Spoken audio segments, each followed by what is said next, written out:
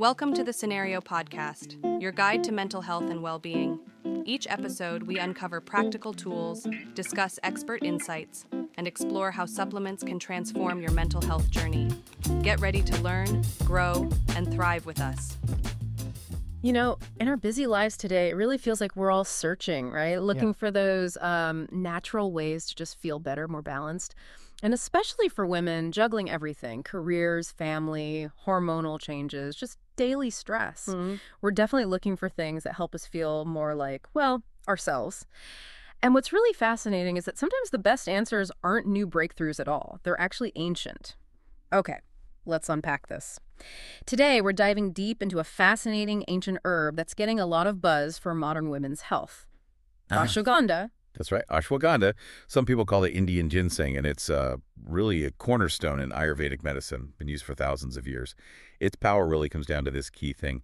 It's an adaptogen. Adaptogen, okay. Yeah, basically a natural plant substance that helps your body adapt to stress, whether that's physical stress, chemical, even biological stress. It helps bring your system back towards balance. Equilibrium. Right. So our mission today is to kind of cut through the hype a bit. We want to figure out why so many women seem to be reaching for ashwagandha. You know, for things like hormone imbalances, stress, low energy, even those tricky menopause symptoms. We'll look at the benefits, try to understand how it actually works, and see what the research really tells us. Give you that shortcut to knowing what's what. So let's start with why now? Why this big resurgence? I mean, modern life puts unique pressures on women, physically, emotionally, hormonally. You think about irregular periods, things like PCOS, menopause challenges, low sex drive, chronic stress. It just makes sense we look for natural help, doesn't it? Absolutely. And what's really insightful is how ashwagandha's adaptogenic side directly tackles these pressures. See, when we're constantly stressed, our body's alarm system, the HPA axis, can get kind of stuck on high alert. Fight or flight all the time. Exactly. Ashwagandha helps recalibrate that system. It doesn't just numb the stress. It actually helps your body respond better, more appropriately. Stops that constant on feeling. And regulating that stress response, that's fundamental for hormonal health, which, like you said, ties into so many women's health issues. And yeah, there's some suggestions, some research that it might act a bit like a phytoestrogen. Plant estrogen. Plant compounds, they can gently mimic estrogen, which could potentially help ease some symptoms when hormones are fluctuating a lot, like during menopause. So it really sounds like it could be supportive across different stages of a woman's life, from reproductive years right through menopause and maybe even beyond. Okay, so that leads us right into hormones. Hormonal balance, this is huge. Because when hormones are off, it can show up as, well, unpredictable cycles or conditions like PCOS. How does ashwagandha play a role there? Right, and the connection is fascinating because ashwagandha seems promising for balancing key reproductive hormones. We're talking about FSH, follicle-stimulating hormone, and LH, luteinizing hormone, and also cortisol, that stress hormone. Okay, FSH and LH, those regulate the cycle, right? Precisely. They're like the signals telling your ovaries what to do. But when chronic stress throws cortisol levels way off, it messes with those signals, can lead to irregular cycles. Ashwagandha helps by moderating cortisol, sort of quiets that stress interference. Allowing the other hormones to talk more clearly. Exactly. Helps maintain a more predictable rhythm. And those phytoestrogens we mentioned, they might also chip in, helping restore that equilibrium, potentially reducing cycle irregularity. So yeah, potential natural ally. And then, you know, life moves on and women hit menopause. That's another huge transition, often with its own discomforts, hot flashes, mood swings, sleep issues, joint pain. Affects daily life quite a bit. What's the thinking on ashwagandha for menopause support? Well, some recent clinical studies have actually shown some pretty compelling stuff. For postmenopausal women, the research suggests ashwagandha might significantly reduce how often hot flashes happen and how intense they are. That alone would be huge for many women. Absolutely. And beyond that, it also seems to decrease bone turnover. Bone turnover, meaning? So think of your bones constantly remodeling, breaking down old bone, building new. Menopause can speed up the breakdown part, leading to bone loss. Ashwagandha seems to help slow that down, support bone health. Plus, it shows potential for lowering inflammation systemically. And inflammation can be behind a lot of those general aches and discomforts postmenopause. Okay, so less hot flashes, better bone health support, lower inflammation. Right, and when you put those together, studies often show higher quality of life scores for women taking it. So measuring overall well-being. Exactly. Mood, sleep, physical symptoms. It gives us concrete data suggesting a positive impact. So it's positioning itself as, an interesting natural option for managing symptoms, maybe alongside, maybe instead of traditional therapies, but always with a doctor's input, of course. Okay, but let's be real about the research, too. You often hear that studies on supplements can be small, right? Is that the case here? What about long-term safety? That's a really crucial point. And yes, transparency is key. Many of the studies looking at ashwagandha in menopause do tend to use smaller groups of women. And you're right, long-term safety data, like decades of use, isn't fully established yet like it might be for older medications. So how do we balance that? Encouraging results but limited long-term data. It comes down to informed choice, I think. The early evidence is definitely strong. It points in a really promising direction. So for women actively looking for natural ways to manage symptoms, it's absolutely something worth discussing with their healthcare provider. The potential seems real, but yes, we always welcome more large-scale long-term studies to really solidify things. Okay, shifting gears slightly. Let's talk about something important but maybe less discussed.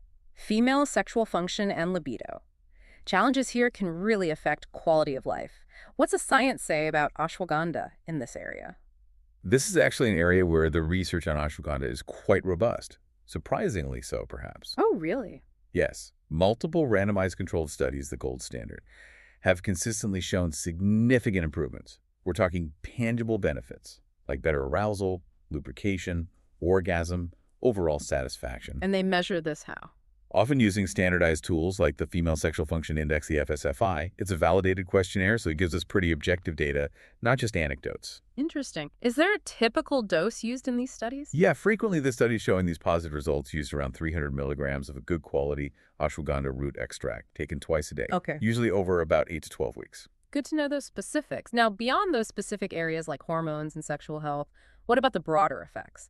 Stress reduction, mood, just overall quality of life. Yeah, and this really loops back to its core strength as an adaptogen.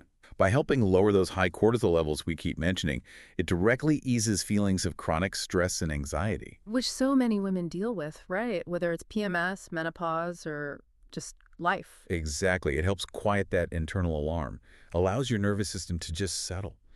And a really common benefit that follows from that is better sleep. Sleep. Yes. When your mind is calmer, stress response is dialed down, it's just easier to fall asleep, stay asleep. So it promotes relaxation, which naturally boosts mood and, well, your overall feeling of well-being day to day. Better rest makes a huge difference. It really does. Okay, so if it helps with stress and sleep, what about active women? Does ashwagandha offer anything for, say, athletic recovery or strength? It does, actually, and this often surprises people. There are studies, even involving professional female athletes, showing that taking ashwagandha can improve how quickly they recover from exercise. Really? Well, partly by regulating cortisol again. Less cortisol means less muscle breakdown under stress. It seems to optimize the body's repair processes. And it might even help with increasing muscle strength over time with training. So for women who work out regularly, even if not professionally? Yeah, it could mean better endurance, feeling less wiped out after a tough session, quicker recovery times, less soreness, maybe more consistent performance, helps you bounce back faster. That's a pretty compelling extra benefit. Okay, practicalities. Always important. If someone's listening and thinking, maybe I should try this, what do they need to know about safety, side effects? Right. Number one, safety. Generally, ashwagandha is considered safe for most women at the usual doses. But, like anything, there can be side effects. Mild stomach upset, sometimes drowsiness, maybe headaches, usually mild, but possible. The really crucial cautions, though. Pregnant women should avoid it. And anyone with an autoimmune condition needs to talk to their doctor first, as it could potentially stimulate the immune system. Good to know. What about interactions? Yes, important. It could potentially interact with sedatives, making you too drowsy, or thyroid medications. Again, check with your doctor or pharmacist. It's always the best advice. Definitely. And dosage, you mentioned 300 milligrams twice daily in some studies? Yes, that's a common dose seen in research showing benefits. 300 milligrams of root extract, twice a day. Yeah. But, and I have to stress this, everyone's different. Your health, your goals. It's vital to consult a healthcare provider to figure out the right dose and duration for you. Don't just guess based on a study. Makes sense. What about weight management? You hear that sometimes. Is there any link? There is some research suggesting it might help, mostly indirectly, by reducing stress-related cravings. The cortisol connection again? Exactly. High cortisol can drive appetite for comfort foods. So, by regulating cortisol, ashwagandha might help curb that emotional eating, maybe support a more balanced metabolism. But it's important to be clear, more research is really needed here. It's not a magic weight loss pill, more like potential support for stress-related weight issues. Okay. And long-term use, can you take it for months or years? Current understanding suggests it's likely safe for long-term use at those recommended doses. But like any supplement routine, it's wise to monitor yourself for any side effects, check in with your doctor regularly, listen to your body. Final practical point. Buying it. The supplement aisle can be overwhelming. How do you choose a good one? Are there specific types to look for? That's a great question, because quality matters hugely. You want to look for reputable brands, ones that actually invest in research and testing. Specifically, look for standardized extracts. Two popular ones you'll see that have a lot of research behind them are KSM-66 and Sensoril. KSM-66 and Sensoril. Okay, yeah. They're well-studied, known for having a consistent amount of the active compounds. Choose companies that are transparent about where they source their ashwagandha, how it's processed, and ideally, use third-party testing for purity and potency. That ensures you're getting something effective and safe. Got it. This has been incredibly informative. It really seems ashwagandha offers this broad range of potential support for women, from hormones, menopause relief, sexual function, stress, sleep, even athletic stuff. Yeah. Quite the versatile ancient herb for modern life. It really is. It presents a very promising natural option for improving health and wellness. But it does raise that bigger question, doesn't it? In this world full of wellness trends, how do we really figure out which traditional remedies have solid science behind them and which are maybe just folklore? That's a great point. A question we should always be asking.